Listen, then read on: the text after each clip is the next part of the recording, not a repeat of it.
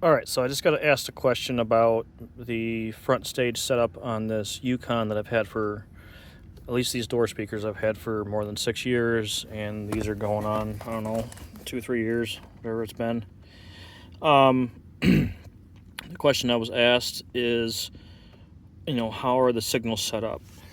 So, of course, you got your Tropo 4-inch tweeters.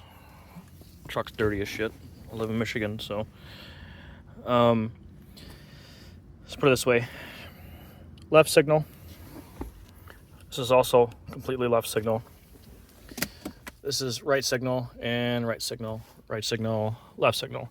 Now, when I first installed it, I had asked around and I was told to, the first way I tried this was I run the right signal to here and then I run, keep the left here. Tried that. It always sounded goofy.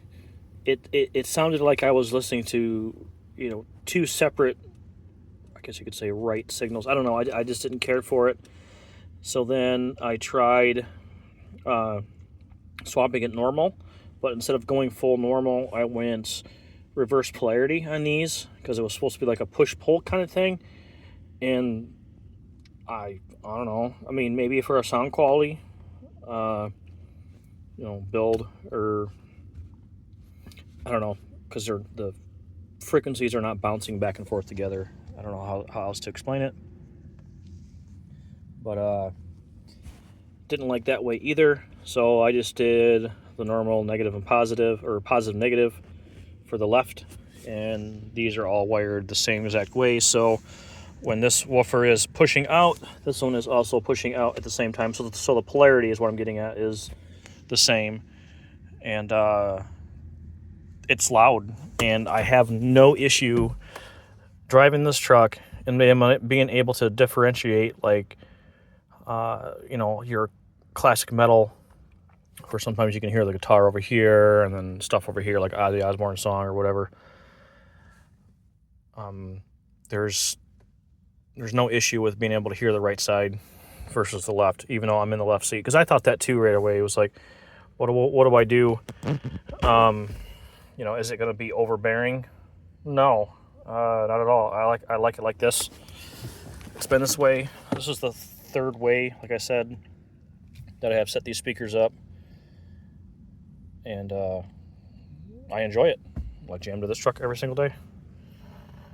So if that answers any questions, I guess I could show you. Let's see here. Obviously the back ones are left, and then you have your tweeters there, your tweeters in the back, tweeter over yonder, tweeter in the back. So there's 6 CT sounds, Tropo, the 4-inch Tropos, and then 6.5 CT sounds Strato Pro Audios from back in the day. Now they called, then they switched the name to Meso, and now they're just called like a Pro Audio. It's all the same crap. And same thing with the fronts. These are the Strato 6.5s, the Pro Audios, and this is the Strato 8-inch. And then you have the Recoil 6.5 Pro Audios, which they're not vented like the CT Sounds. These are sealed like a dummy dust cap. So I had to cross these at like 120 hertz or so. The Excursion, I feel like, was getting them really hot. I didn't want to blow them, but so far, for the price, it was like $35 for a pair of these. These are good.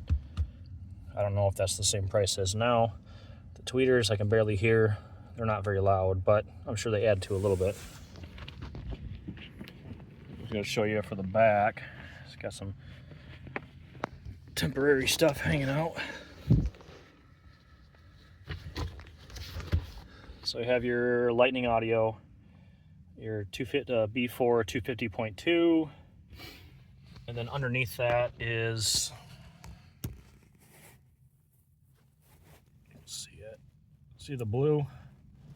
It's varied. All right, what I meant to say is it's not a CT Sounds, it's a Soundstream. Too many CT Sounds. It's a Soundstream Rubicon Nano. It's made in Korea, and it's supposed to be 125 watts RMS at 4 ohms times 4, and 175 watts RMS. I could see that. It's got, 60 amps.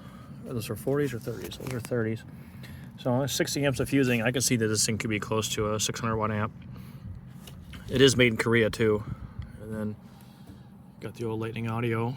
I've had this same amplifier back in high school. It was on a Lightning Audio 10-inch sub, all in one package with this bolted to the back. And I had no idea back then that this is actually a full range amp. Not a full bridge, but a full range. You can, run, where's it at? Over here.